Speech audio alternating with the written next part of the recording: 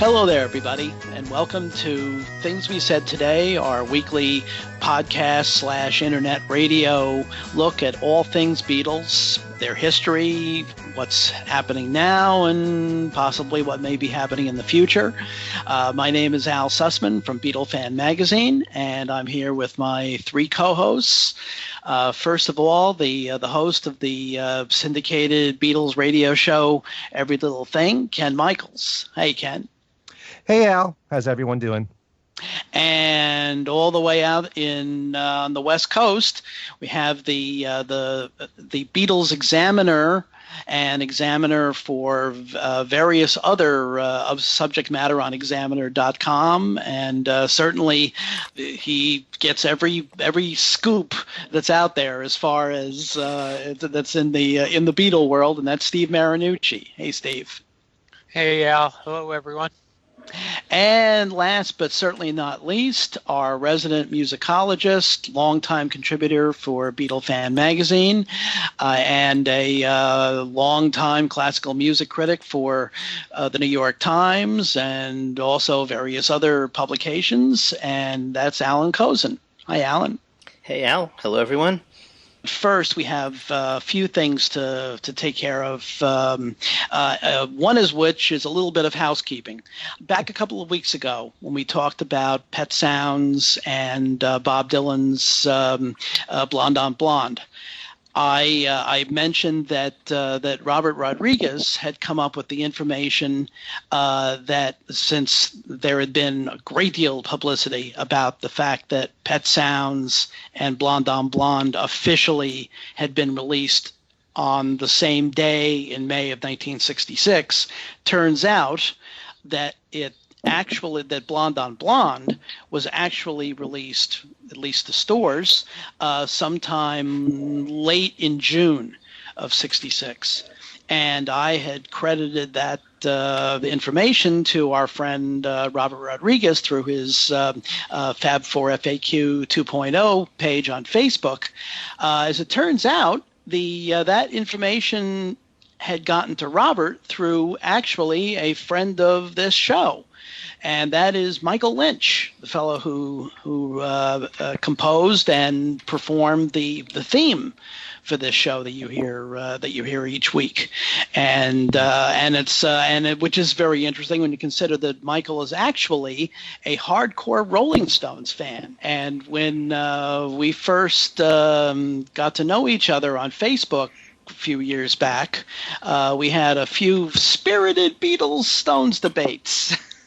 But Michael's a good guy, and so we wanted to give him full credit for that piece of information. So yes, Blonde on Blonde did reach stores late in June of 1966, not in the middle of May.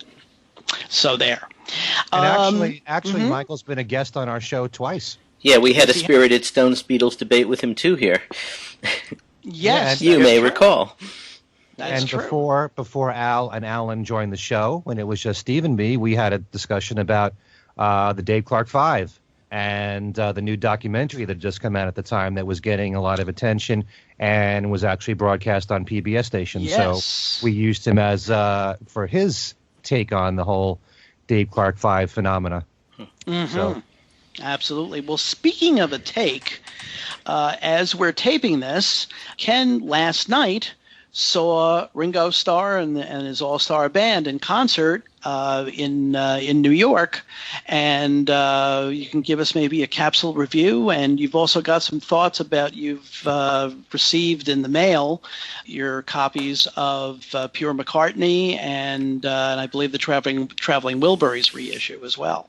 Right. Well, the Ringo concert was great, as all of his All-Star bands have been. And as we all know, he's been using the same band now since 2012. And you can tell that they're all very comfortable working with each other, and they're just phenomenal musicians. I mean, the highlights for me, as I've been saying the last few years, are when they do some songs where they're really jamming. And that usually takes place on the Santana songs that Greg Raleigh sings and the Toto songs that Steve Lukather sings. And the musicianship is phenomenal, and the camaraderie and the fun aspect of it all is something that you see in every single one of the concerts. Part of the fun in watching the All-Stars is to see the interaction between the musicians and what they say about each other and clown around with each other. Seeing Todd Rundgren especially, running around the stage, posing with various members, going back behind the drum kit while Ringo's drumming. There's a lot of fun. There's a very big fun aspect in seeing the show.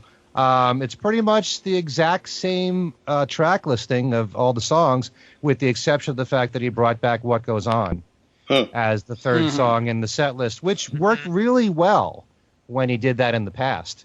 It's just, for whatever reason, it's a song that works great as a live song. And he joked around and said this is the only Lennon-McCartney-Starkey song, but it really should have been credited as Starkey-McCartney-Lennon. And it was just it's a great concert. Any All-Star Band has been great, and I'm never going to go as far as to say this is the best one, although it just seems like Ringo really loves this lineup, but I think a lot of that has to do with not only are they great musicians, but they get along great as friends. They're really close. And this is a band that at this point can just do these songs in their sleep. They're just that good. And so this was a packed audience. I saw them at the Paramount, the legendary Paramount, in Port Chester, New York. And it was a phenomenal show. Since he brought back What Goes On, my one disappointment was that he took out Island in the Sun from Postcards from Paradise. That was the only song that he had done that was new the last time around. So there was nothing from his most recent album. The band just sounded really killer, as they always do. In particular, I loved Your 16 sounded phenomenal. Really much more up-tempo than in previous bands, I think, anyway.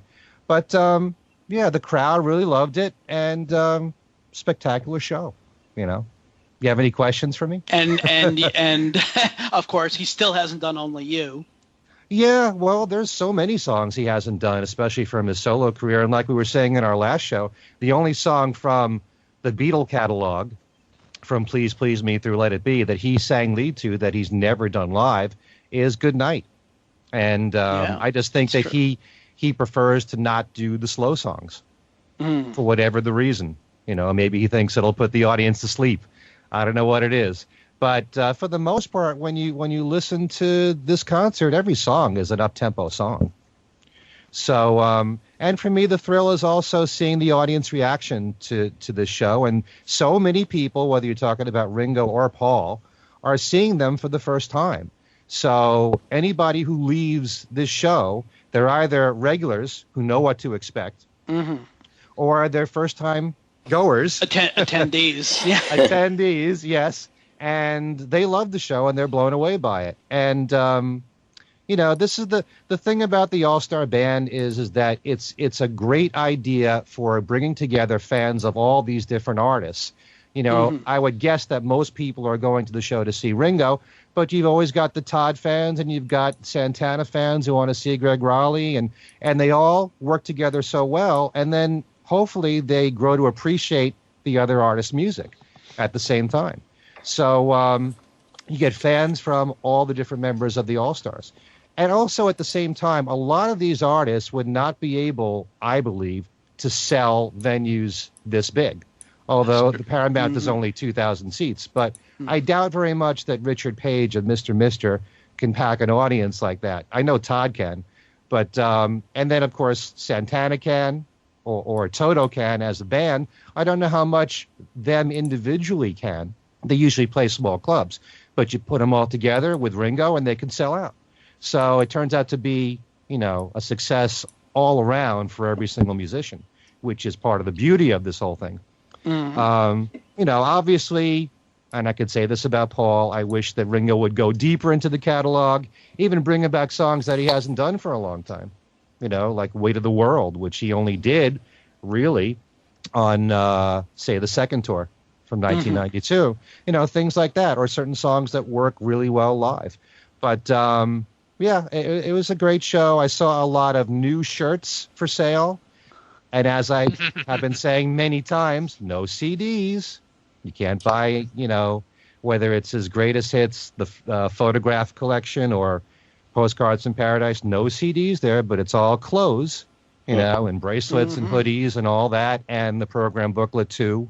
And that's it. But, if you've never seen Ringo live, you owe it to yourself to see them, because it is a great concept. And, it definitely is a crowd pleaser right there on every level. What I think is really, really, I guess you could almost call it miraculous, is that after all these years, it's still, the whole All-Starr Band concept is going as strong as it is. Because if you think about it, it's basically the same thing that was being used by, let me think of some names, Grassroots, by a lot of other bands where they would use one person and use backup players. Now in the All-Starr Band, granted, he used more name players, okay? But I mean, basically that's where it started, because I'm trying to think of the guy's name that promoted the first couple of tours there. David Fishoff. David Fishoff, I think. Yeah. Right. Yeah, it's basically an offshoot of what Fishoff was doing, and the fact that Ringo's kept it going and it's thrived as much as it has is really kind of amazing. It's 27 years now. It's I guess nobody else really could have done that. I mean, Paul could have, but Paul wouldn't do that. But no. But I mean, it really worked a lot better than. He's really made it work really well, and you have to. I mean, for that, it's a great credit to Ringo for that. But the big difference here is that you've got the same musicians on stage all playing with each other together as a band. You've got a lot of package shows that have been successful. You'll have 70s acts packaged together and 80s acts and all that, so that you can sell bigger venues. But here, instead of having separate acts doing their own show, you've got one band together doing their own songs. And that's part of the fun, too, is to hear Ringo drum to a Toto song, or Todd Rundgren play to a Santana song. This is the only kind of atmosphere, the only kind of way that can even happen.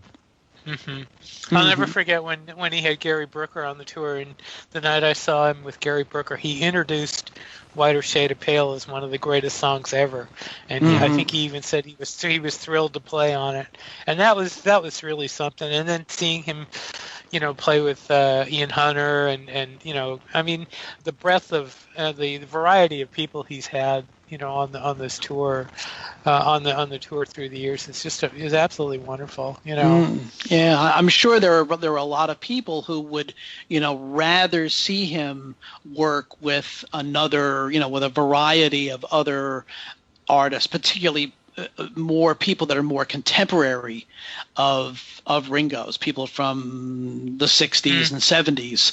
But he seems just very comfortable with this group, so much so that, how long has this been now? About 3 years that he's... 4 years, wow, that he's toured with this lineup.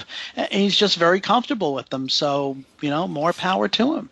Well, to what you just said, Al, my favorite lineup still to this day is the one that had Howard Jones and Greg Lake and Roger Hodgson and Sheila E.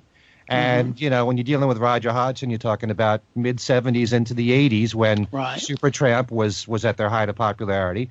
But Greg Lake, you can go from '60s and '70s too. But you've got a lot of '80s in there. And they all mesh together so well.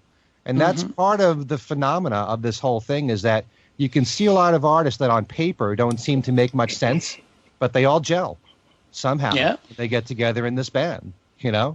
And to go from In the Court of the Crimson King to The Glamorous Life from Sheila E. in the same band, it's just, that's what I love the most about it, is the variety too. And all the band members really love doing this. And it's the only way when these musicians can get together and do this kind of thing. Very true. I love the one with Levon Helm and Billy Preston. I mean, the first one, that was classic. Yeah, that was classic. And to hear, I never did see the band, but to hear Levon Helm sing The Night They Drove Old Dixie Down, Oh God, that was just wonderful. That was absolutely wonderful. I mean, there've been a lot of good bands, and the nice thing about seeing this one now is every time, I think I've seen them twice now. Well, no, I've seen them all every time they've come through the area. They get tighter and tighter. You can hear it, and they really. That's one thing that was not evident in the earlier bands is how comfortable these guys are with each other now, and that's the one thing they've gained from staying together like that. And I certainly don't mind if Ringo uses 80s artists in there or moving into the 90s even, if it fits. How about Kanye? I know that's what you're waiting for. Yeah, right. Yeah, I think so. And Rihanna. You want him to do Life with the Lions.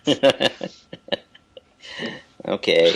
Yeah. Now, along with seeing Ringo last night, Ken mentioned that he did get his copy of Pure McCartney over the weekend.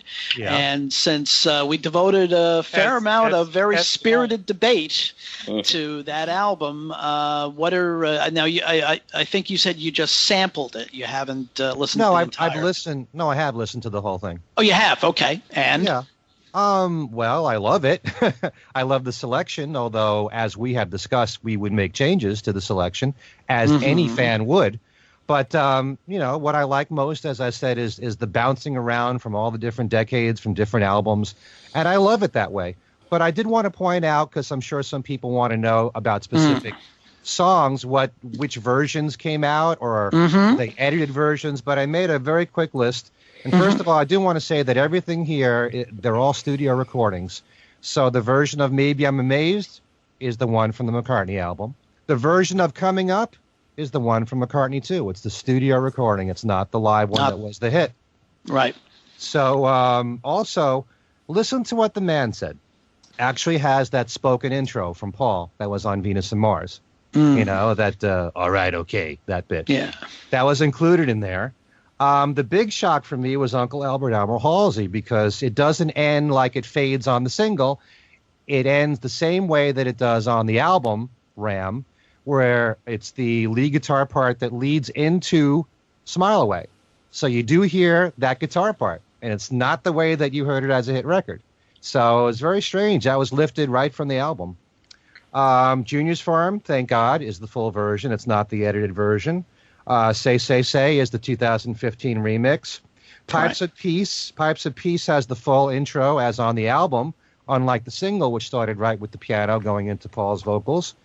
And on the other hand, No More Lonely Nights starts with Paul's vocal, like the single, like the album. So, like I said, Coming Up is the studio version. Now, my big disappointments. Venus and Mars Rock Show is the single edit, which I thought was horribly done, and it's mainly because I love the full version so much, and it all flows so well the way it was on the album. I never liked the single edit, but that's the one that's on here. And With Little Luck is also the single edit, which is a shame, because I love that instrumental bit in the middle and how it all builds. I thought that was just, that's a highlight for me when I listen to that. I don't want to listen to With Little Luck any other way than that way. So those were the ones, in case people are wondering about that, those songs.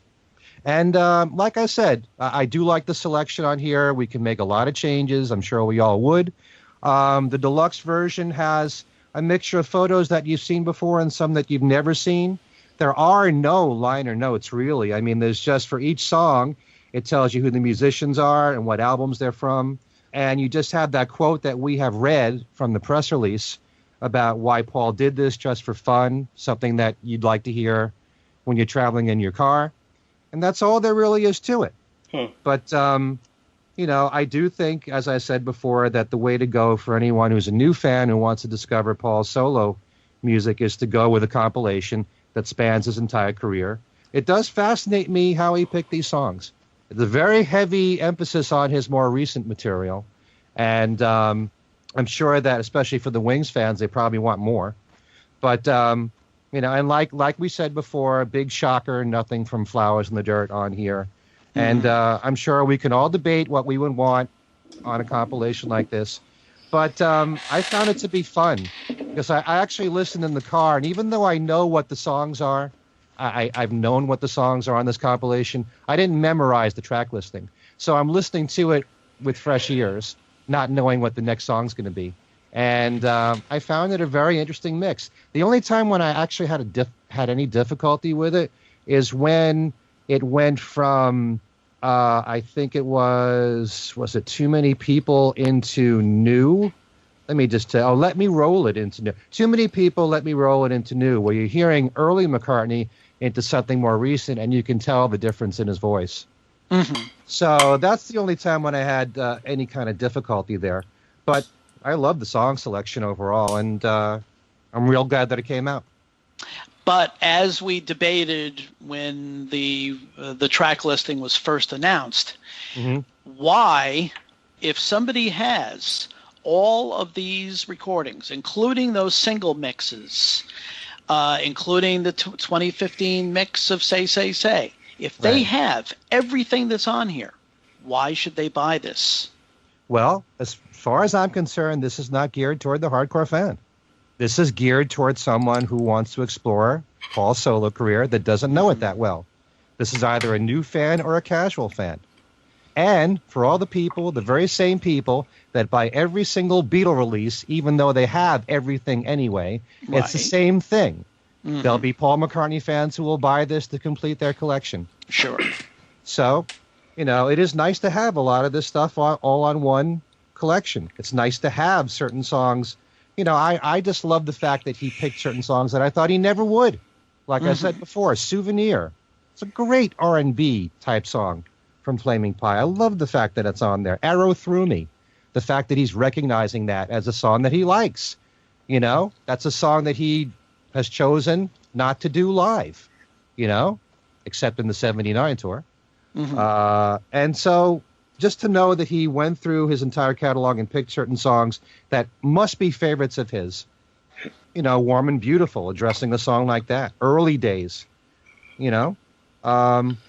I think the one complaint that I would agree with is that it should be a bit more balanced between all the decades. But as I pointed out before, since the last time he did put out something was Wingspan, and that only covered up to 1984, I do like the fact that he's addressing the 80s, 90s, and last decade and this decade. Mm-hmm.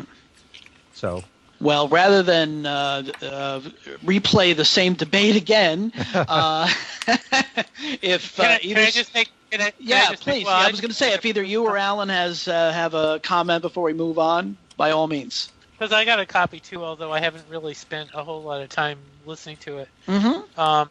I mean, I will say that listening to it and not again, I didn't also memorize the track listing, and it sounds a little, I don't know how to say, better than I expected listening to it, but it's still not probably one of the most spectacular McCartney releases, and I don't know if I even call it, absolutely necessary, especially when, like Ken said, you can make up the whole thing from everything that's out there, so it's too bad that, but there are some nice pictures in the deluxe book. There are some very nice pictures, and I believe there's text in there too, isn't there, Ken? Isn't there? No, there's only information about each song, like who the writer was, what album it's from, and who plays on it. Okay, like I said, I haven't been able to spend time with it yet, but yeah. But yeah, I mean, I wouldn't call it the most necessary McCartney release, but I mean, if you're a big Paul fan, you'll get it. So, but like I said, this is really geared more towards people who are not experts on Paul's solo career, and they're probably not going to be nearly as judgmental.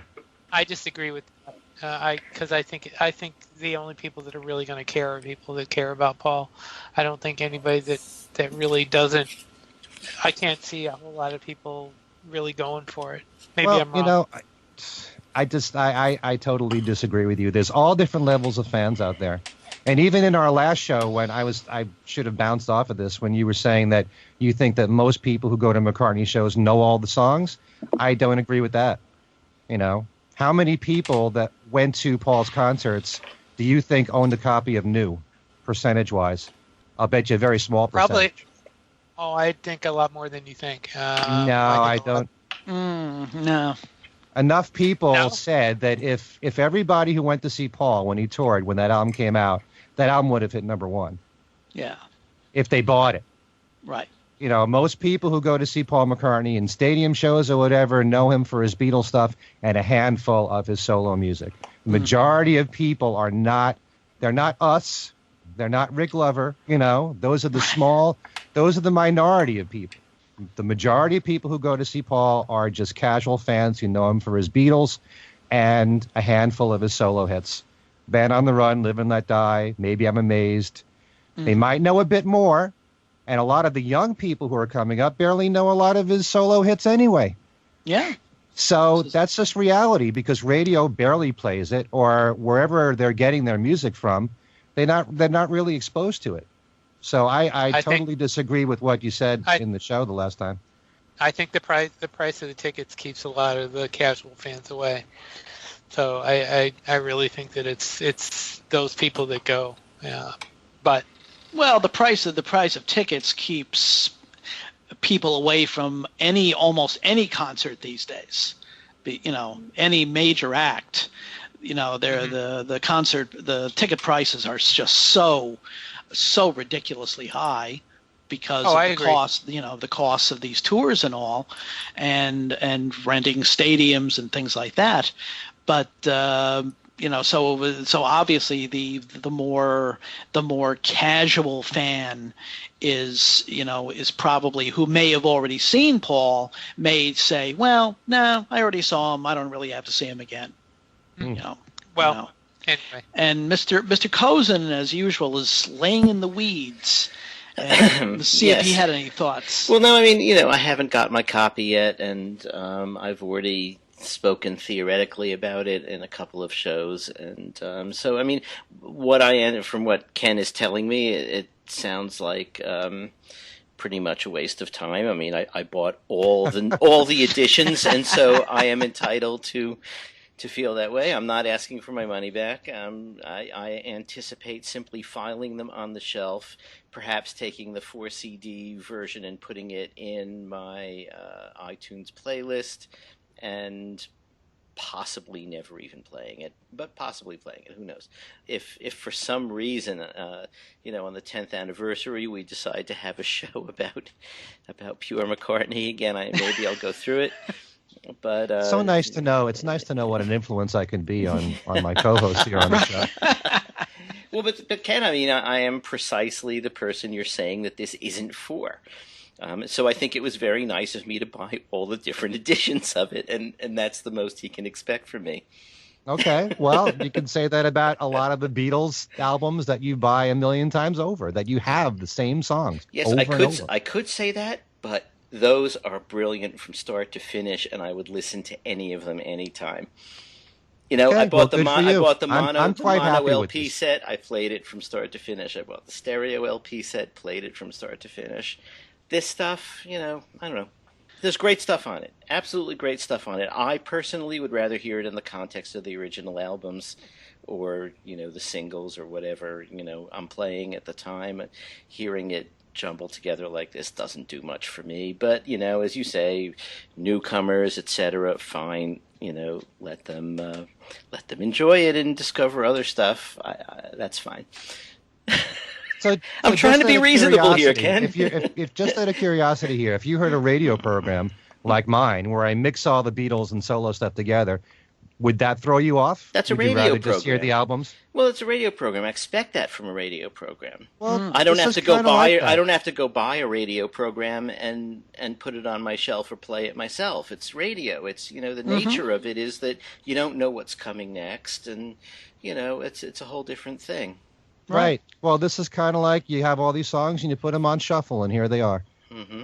Okay. So there's an element of surprise there. Yes, that's true, and I like putting things on shuffle. So I don't know. Maybe I'm just strange. I mean, it's I don't know Yes, what you to are. say.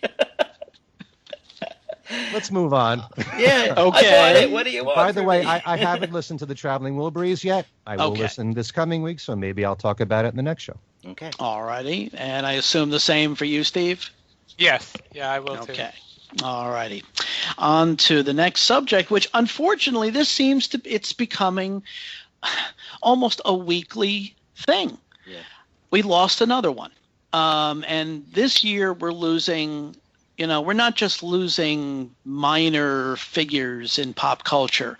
We're losing giants. We're losing David Bowie. We're losing Prince.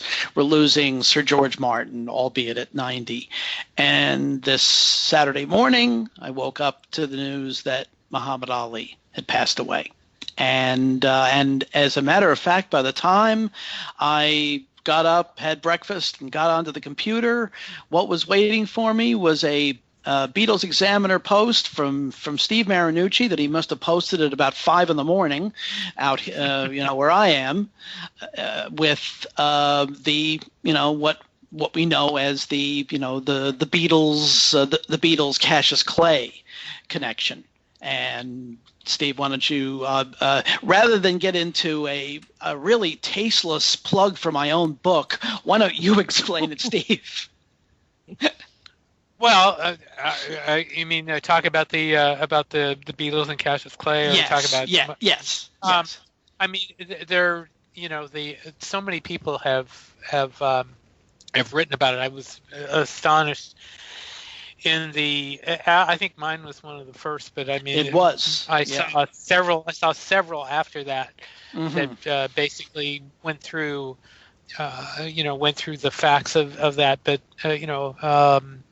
the Beatles were. I mean, it was basically a photo op for both, and they both made use of it, and they had a great time, and it's become one of the most iconic moments in one of these things where you've seen pictures over and over, and there are pictures floating on eBay all the time that I know, even that day, people selling prints from it and autograph photos and things. And, it was such a cool moment. And it apparently, and I didn't realize this at the time, was not the last contact between Muhammad Ali and a member of the Beatles, because there's pictures of John and Yoko and that Jimmy like Carter's 1975 or so.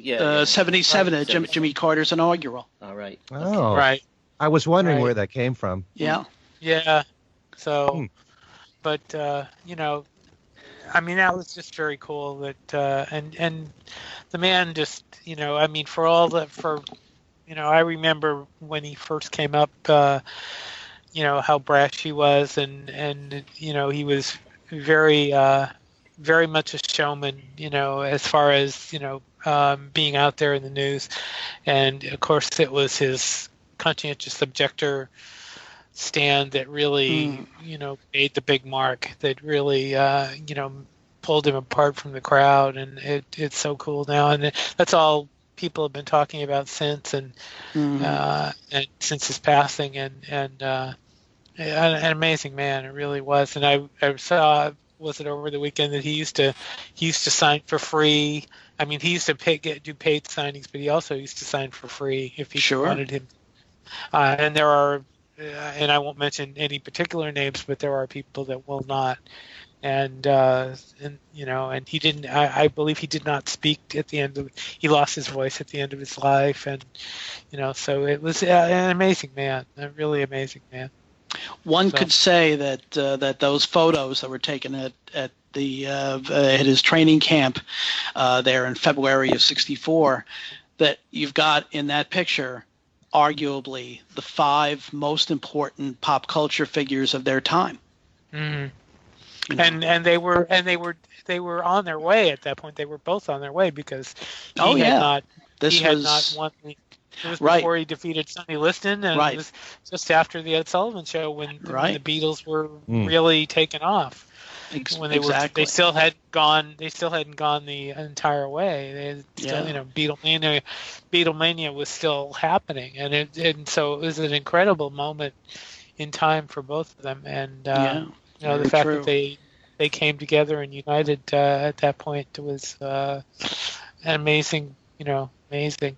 Not to be totally self-serving, but in Changing Times, 101 Days That Shaped a Generation, in the chapter on sports, I devote a fair amount of space to the Clay Liston fight and especially the prelude to it, which included the Beatles visit, which was really a kind of like a media created event, and it was it was very spontaneous. The Beatles themselves, you could tell they're not sure how much they're enjoying this.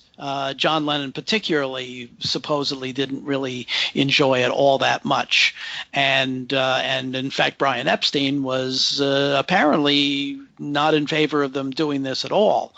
But the needs of the press of that time kind of won out, and so they had this photo op. And it's funny because some of the stories that have come out have talked about how that the Beatles were actually big Liston fans, and that wasn't the case. It was just that at that point, the Sonny Liston was such a heavy favorite that reporters were being told, not just to go to the fight, but then to go to a particular hospital after the fight to see if Clay was going to be, delivered to that hospital because he had taken such a severe beating by Liston.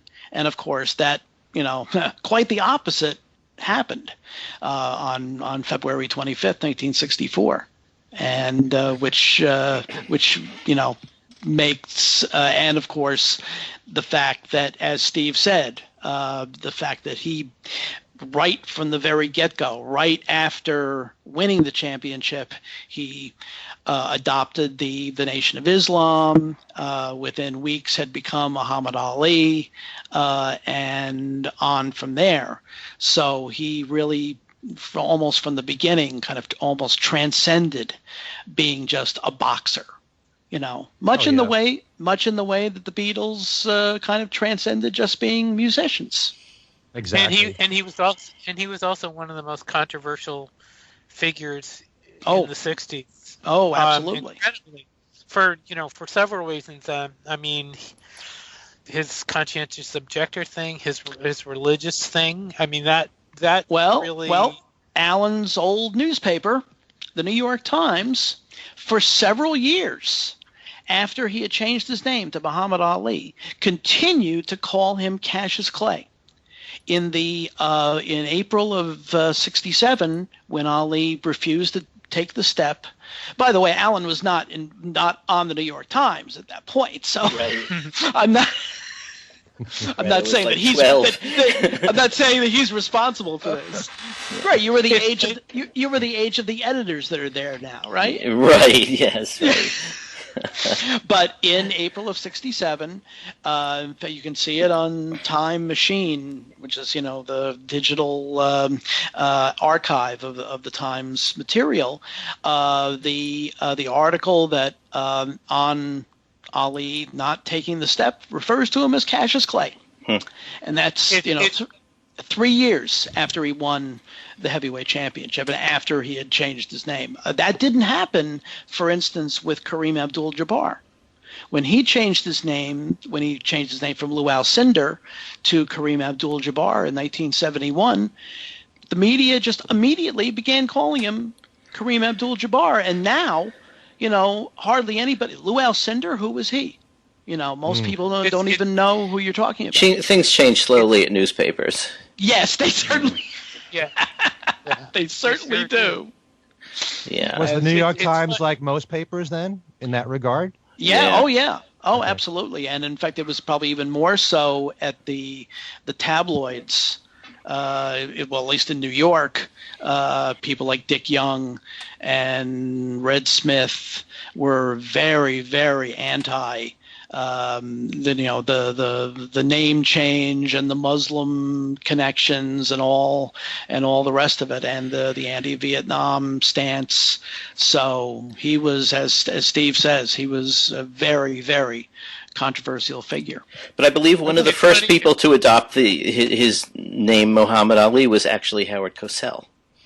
Yes, yeah, Cosell was his first great champion in terms of not only his the change in name, but also the fact that that as Cosell, who had been a lawyer, kept pounding away at due process. Yeah, had not even begun when, after he refused to take the step, he was stripped of his championship by all of the boxing commissions throughout the country.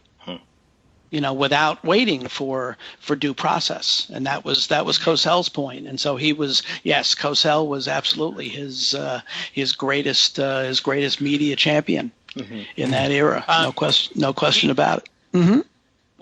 When I found the other day, I found an episode of the old game show I've Got a Secret from, I believe it was '65, and they introduced him as they had on the screen. It said Muhammad Ali, underneath it Cassius Clay.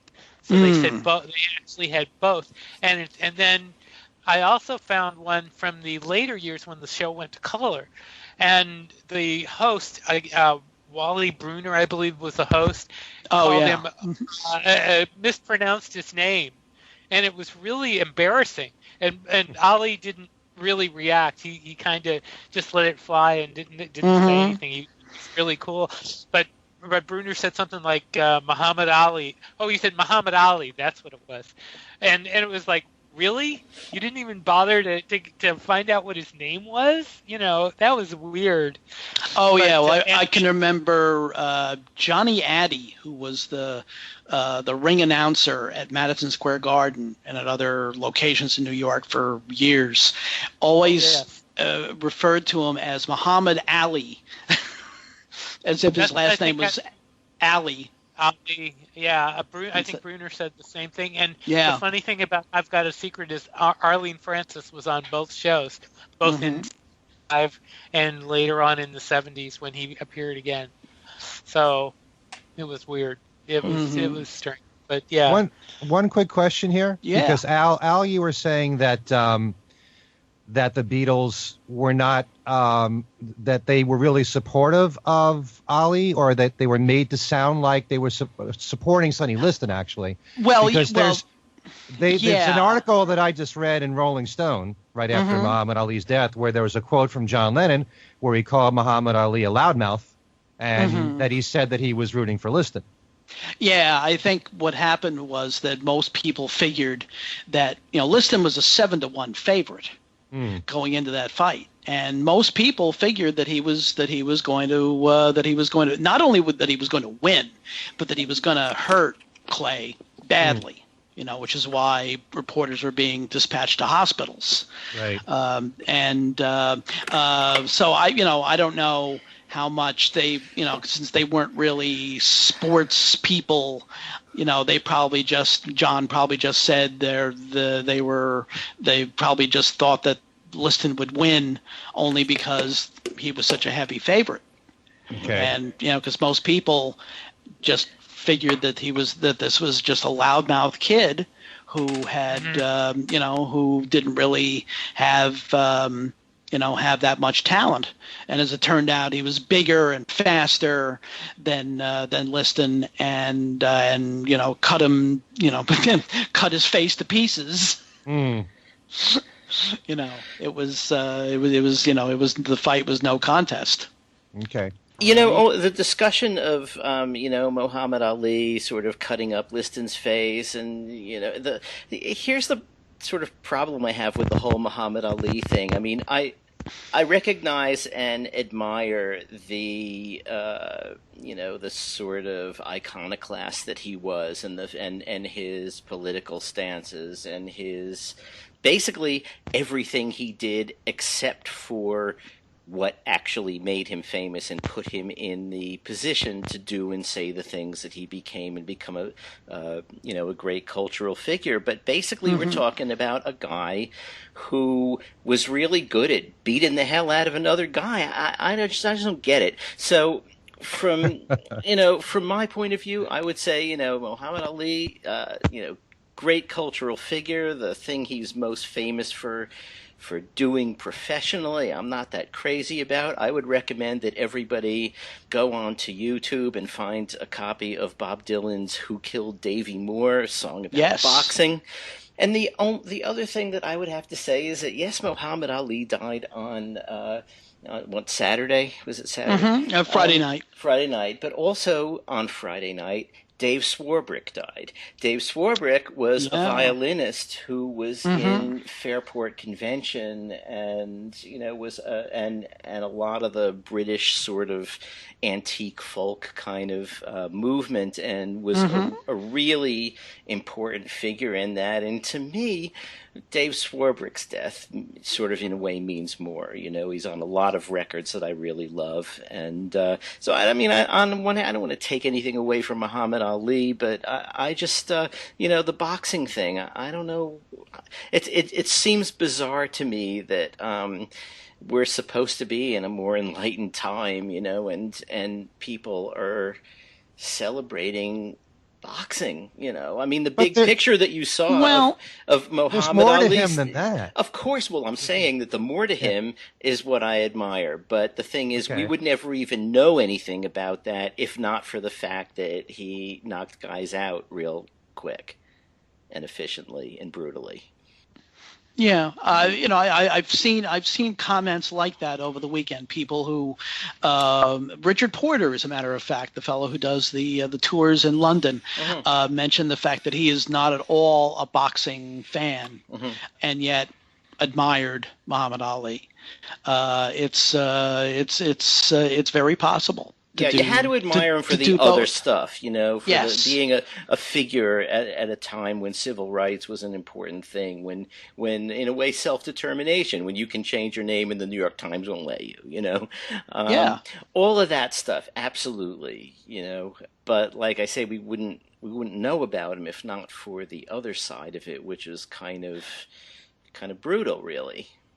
Yeah, that's a lot of people follow sports, whether it's that or football. Some people think football is a brutal sport, but for someone to put his career on the line the way that he did and to take a stance the way he did, it made it possible for other people to do the same thing. Absolutely. I mean, think about the Beatles. Brian didn't want the Beatles to talk about the Vietnam War, and for them to just say they're against it and not say anything else. That was a shock, I'm sure, at the time, right? Sure. It was, but I think they would have done it even if not for Muhammad Ali taking a stance there. I'm not sure they were that cognizant of... they're really kind of exclusive of each other. Yeah, because in fact, when they did make their anti-war comments in '66, when they did make the comments in '66, this was really before Ali had really taken the extreme anti-war stand and had said that he would not, take the step for induction into the army. Which was really more later '66 and then in April of '67. So really, I think the two are kind of exclusive of each other. But certainly, they were in that fashion. They were both trailblazers. And paid a price for it in both cases. And it's interesting how they both started out kind of, I don't know how to say this. Well, I mean, people generally thought of Ali as people did think of Ali as a boxer in the beginning, and later on he became a symbol of the '60s, of the dissonance of the '60s, and so did the Beatles, because the Beatles later on, protested things in their own way. Lennon did, McCartney did. I mean, they grew in significance in later years. Well, that's kind of why I was saying that, like in those photos from February of '64, you've got, arguably the 5 most important pop culture figures of their time. Mm-hmm. There's video too, by the way. Yeah. What's that? There's video too, by the way, of that meeting. Oh yeah, sure. Yeah. In fact, there was one picture that I saw where you can clearly see in the background Ed Rudy. Who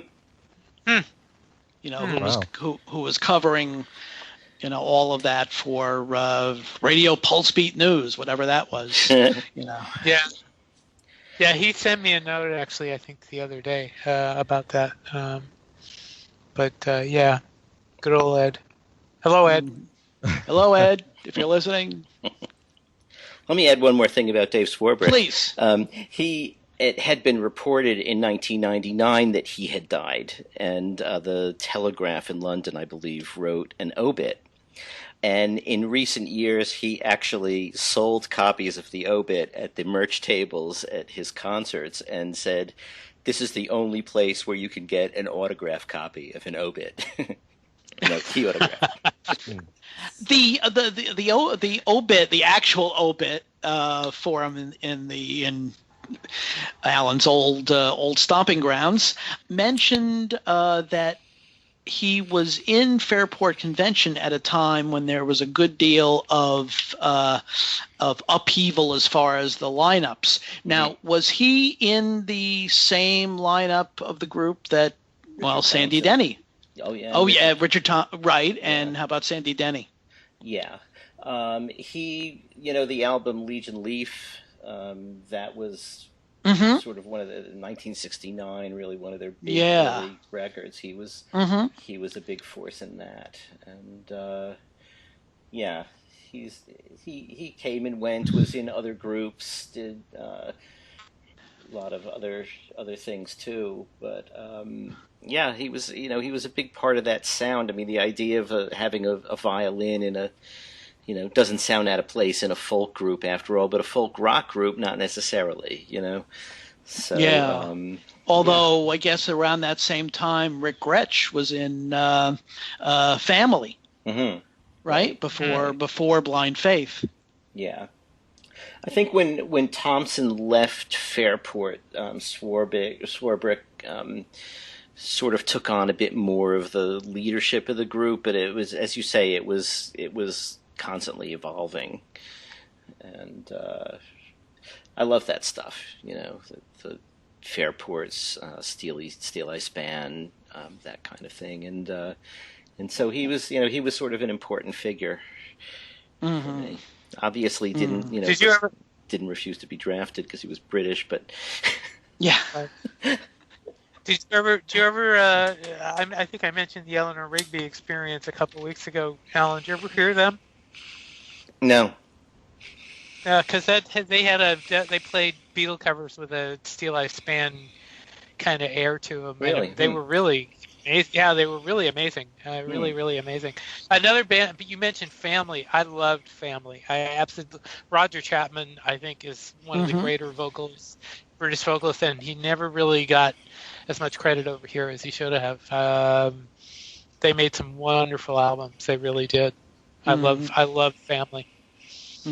So I got to see them one time. They opened for Elton John, and we were in the orchestra pit, so we were like rows away, and Roger was flailing away he usually did, and it was amazing, an amazing show. But go ahead. That must have been very early. That must have been very early in Elton's career. It was not really early. I mean, because Elton was headlining the show. Well, so it was. Yeah. It was with Davy Johnston and. Okay. So that would have been then early '70s then. Mm-hmm. Yeah. Mm-hmm. Well, this has been a fascinating discussion, and we covered a lot of very varied ground in this episode. That we did, absolutely. And if you'd like to cover even more varied ground with us by contacting us, how do we do that, Steve?